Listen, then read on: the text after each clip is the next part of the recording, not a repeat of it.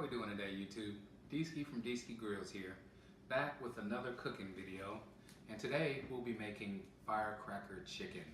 Just got home from church, so a few things we're going to do as far as the preparation side of this goes. I'm going to be cooking just some legs, and thighs. So I think I have a total of looks like 8 pieces of chicken, so it'll be pretty quick.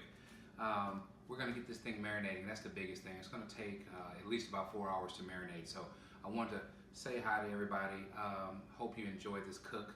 And again, at the end of this cook, we'll go over throughout the process what we're doing, and then we'll show you the finished product when it's done. So again, hey, thanks for joining me again at Deeski's Grills, and let's get cooking. Okay, YouTube, just like anything else, it's preparation time. So I'm rolling up the sleeves, and what we're about to do now is open up our legs and thighs and get started with the cleaning portion of it. So any food you deal with, you need to rinse it. You need to definitely put some extra care in when you're dealing with poultry.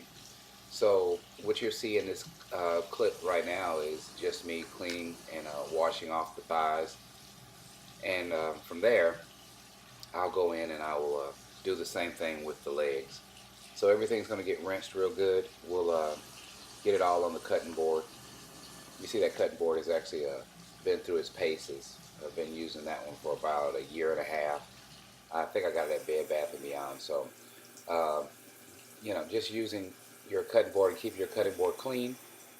And by making sure that you wash your hands, of course, before you start anything. So I definitely did that first. And just trying to make sure everything is rinsed and clean so you don't get anybody sick. Very important to make sure hygiene is in place when you're doing cooking like this. So that's what we got right now for the cleaning. And next step, we'll move on to the seasoning. Okay, YouTube, what you see now is the second part of our preparation.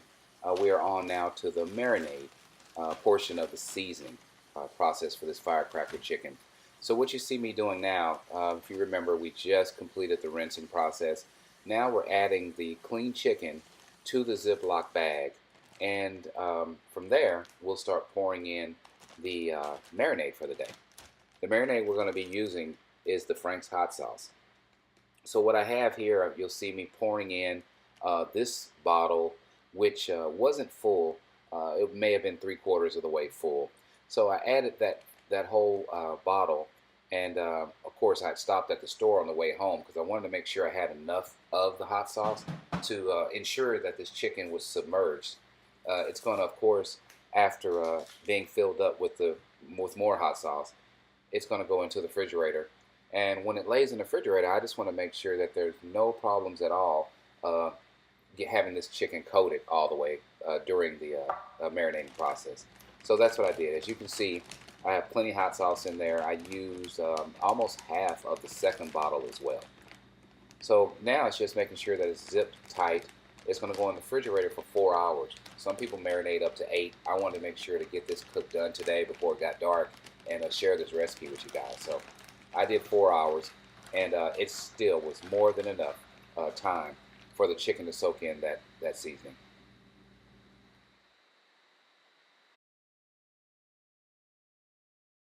All right, YouTube, up to the portion where we hit it with the spices. So our chicken has been marinating for 4 hours, and I just pulled it out. And what I'm going to do now is I'm not going to rinse it. I'm just going to take it out, back on the cutting board, and you can see the spices we'll be using today. So the spices we'll be using is the Zatarain's cayenne pepper and the Killer Hogs AP rub. I've talked about this rub in previous videos. The AP rub stands for all-purpose rub, and it's a foundation, something that's good on pretty much anything you put it on, because what it is salt, pepper, and garlic, and it's blended perfectly. Really, really blended perfectly. I've put it on quite a few of the cooks I've done in the past, and it just seems to work on everything. So I keep that in mind when I'm seasoning most of the cooks that I'm going to do as the foundation. And afterwards, if I want to hit it with a regular rub or something, so if I'm doing a brisket, if I'm doing something low and slow where I want to get that beautiful bark, then I'll hit it with a rub, specifically for that. I think I'll do a video in the future to share some of the rubs I use. I think you guys will be really interested to see that. It's pretty cool. I've gotten heavy off into quite a few rubs, and there's some that I will never stop using, and there's some that I try to support the folks out there that's doing good things in the barbecue community.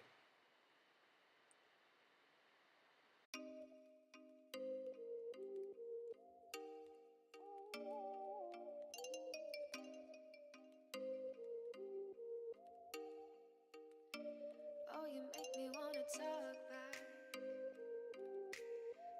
back to you. Say it like that. If I hate you, then find someone new. Baby, but you know I never will. No, so I choke you down just like a pill.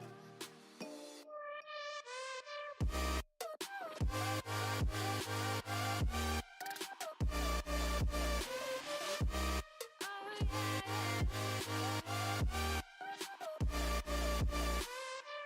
take you like a pill.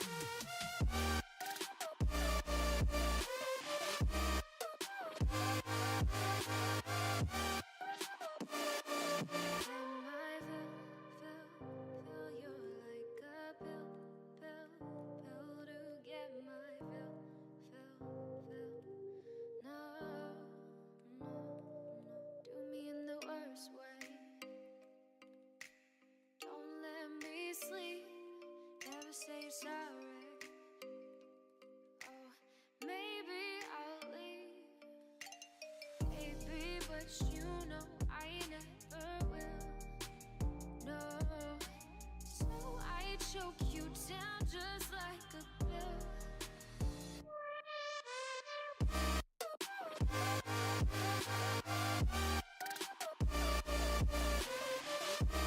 Oh yeah, take you like a pill.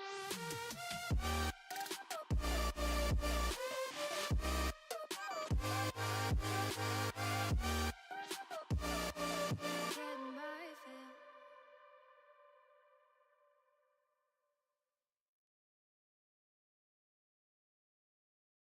Okay, YouTube, back again after listening to those jazzy tunes, and I wanted to share something that I thought was very important when doing this firecracker chicken. As you can see, you can barely see my arm shaking on the cayenne pepper. There is a reason for this. All I'm doing with the cayenne pepper, as opposed to what I did with AP rub, was lightly dusting the top of the chicken with it. So I did that because you shouldn't go heavy with cayenne pepper. It is definitely a hot spice, and you do want to be able to enjoy this chicken and not look for water on every bite. So I'm flipping the chicken over, as you can see, and I'm going to come back so you can see me do the dusting with the cayenne pepper again on the other side. What you may have also noticed is that I did go generous on the AP rub. That rub, you can go generous again. You're trying to add that foundation of flavor. Nothing harsh in the AP rub. I love to have those seasonings layered, as you see. So after the dusting on the second side of the chicken, we hit that side with the AP rub. And again, we go generous with the AP rub. I'm truly trying to coat this chicken where I see a certain amount. I'm going heavy, and it may look extra heavy, but it's not. It's just a nice coat on there, and I'm done. So next up, we will head to the grill, get it prepared, and hey, let's get this chicken going. We're already about 5 hours into this when you think about the marinating and you think about all the prep we've done. So it is time to take it to the grill.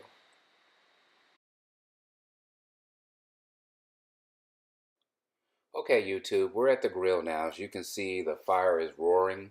What I did is I added lump charcoal and got that going. It started to ash over. And you can see me now. What I'm adding is the diffuser plate. This diffuser plate comes standard with the Weber Summit. And what it is, it's a way to do your indirect cooking without scorching and burning your food with having that direct fire. So what I'm doing now is trying to figure out the best way to position the drip pan. I am kind of a stickler on trying to keep my grill clean. So I try to do cooks like this, and I make it a point to add a drip pan or to put foil at the bottom. Like one of my cooks, I actually foiled the diffuser plate to make sure that nothing dripped down there. And another good thing about the diffuser plate, when you think about a lot of cooks, especially chicken, things like that are greasy, if having the diffuser plate is that layer between the fire and the food. So you don't worry about flare-ups. There's nothing to worry about flare-ups because you have the diffuser plate that is keeping all the grease and drippings from hitting the fire, which could start a flame and scorch your food. So I figured out where I wanted the diffuser plate. Now I have my grill grate on, and the next thing I'm going to do is close the grill, let it get up to the temp, and I'm shooting for 325 for this cook. So I'm just closing it now, letting everything warm up to the temperature before we add the chicken. Okay, YouTube, we're pretty much where I want it to be. The grill is about at 275, and what I'm doing now is I'm spraying some cooking spray on the grate to try to help from any type of sticking that could take place while the chicken is cooking. So I do go generous on the cooking spray, and from there we'll start adding our chicken. So I'm starting off with the legs, and I'm trying to position everything to be just over the drip pan again to try to cut down on any cleanup. So these drip pans, I mean, you can get them anywhere. I usually buy them at Walmart, and I buy 10. I buy them in a 10 pack. They pretty much average out to about 10 cents, maybe 15 cents a piece. And to me, it's a lifesaver with the grill maintenance portion when you're doing a whole lot of cooking. So I enjoy grilling, so I definitely try to make sure that I can use any tool that'll make the cleanup process that much easier. So the chicken's being added. Once we get all the chicken added, then it's just a matter of getting the grill closed and then monitoring the temperature. This cook will be doing it again at around 325 degrees, no more than 350 at any given time. And I'm projecting that it'll take right at 2 hours. But I do have my thermal probe that I'm going to use well, I'll probably start probing it after about an hour of cooking time. And I want the chicken, the thighs, and the legs to come in with it being dark meat at around 175 degrees. That is the perfect temperature, and that your chicken is done. Okay, YouTube, we are now about an hour and 15 minutes into the cook, and I wanted to show you guys what we're adding now. So I wanted to put some veggies on the grill as well. So I'm adding some green zucchini and some yellow squash to the grill. I cut up 3 yellow squash and I believe 2 green zucchini squash. And as you can see, I'm just positioning those. I'm not so much worried about any drippings from the vegetable side of it, but I am trying to keep them close to the chicken themselves. So you'll see me positioning those around the chicken and with the face side down. What I'm looking for is some good looking grill marks on the zucchini squash. And with it being, again, an hour and 15 minutes into the cook, these things can stay on for the remainder of the cook, and they should be fine. They should definitely be nice and tender. And when the chicken is done, those will definitely be done as well. So that's the plan behind that. You can see just how much more grilling space is available on the Weber Summit. This grill has 452 square inches of cooking space. So that's more than enough to feed a family of 4, family of 5. And what you see right there, I mean, we have 9 pieces. I think I said 8 at the beginning, but we have 9 pieces of chicken and zucchini added. And hey, back to cooking. We'll check back in with it in the next 40, maybe about 30 minutes. We'll check back in. Okay, YouTube, we're 30 minutes further into the cook, and I told you I'd get back to you around that time, between 30 and 45 minutes. So as you can see right now, we're turning over our squash, and if you look closely, you'll see that these grill marks that I was going after, I do have that desired effect. So they're looking really good. So next step, as you can see, is me flipping over each individual piece so they can start cooking on the other side as well. So this squash will stay this way for the remainder of the cook after I get them flipped over, and we will be getting pretty close to the end of the cook. So I wanted to share one thing with you about the temperature control of the grill. So one thing with the Weber Summit, and it holds true also for the kettle grills, is that you can regulate your heat just by adjusting your dampers. So, if you open your dampers down on the bottom, way open, then you will get more airflow, meaning that your grill will get hotter. Your top dampers, if they're open as well, then yes, you will get the maximum high heat. So to reduce that and to regulate, once you get about 50 degrees uh, under your target temperature, you want to turn your bottom dampers down to a smoke setting, which is almost closed, and your top damper about a quarter of an inch open, or a quarter of the way open. And that's how you regulate your temperature. As you can see now, I'm flipping the chicken over just like I did the squash to promote even cooking.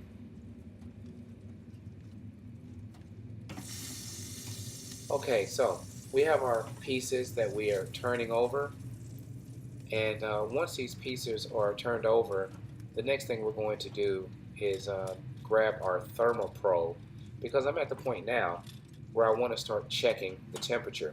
Now, cooking legs and thighs, or dark meat, if you will, the temperature that you're shooting for when making this type of chicken is 175 degrees internal temperature. So again, I'll be pulling out my thermal probe. We will start gauging and seeing where we're at, and that will help us understand at what point we want to start saucing up this firecracker chicken. So you can see now our thigh is getting pretty much where it needs to be. Okay, so we have right at 175 degrees, a little bit over. I checked the leg, and if you can see the leg was a little under temp, about 165, 166 degrees, I believe, is where we came in at. So what I did is I went ahead and let that set for another 5 minutes, and then the next that you'll see will be me saucing up the chicken, 10 minutes on each side. So that's the plan behind that.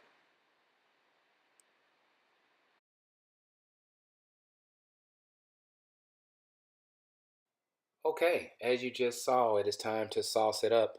So that's what we're doing. We've already reached our internal temperature, and now it is a time to apply our firecracker sauce. So let me tell you now, as you can see, I'm pretty much just coating and brushing the top side of each piece of chicken. The sauce itself, I want to share with you what the ingredients are. So the ingredients for this sauce is a half cup of Frank's hot sauce, a half cup of brown sugar, and 2 tablespoons of cider vinegar. So the cider vinegar is what kind of loosens it up and makes it saucy, and like, as you see, the consistency. Because I'm not looking for thickness, I want to do more of a glaze. So that's what I'm doing right now. We are generously applying this sauce, and then once this sauce is applied, we will close the grill, let that glaze set into this side of the chicken for 10 minutes, and then we'll go to the other side, flip it over, and do the same thing to the other side.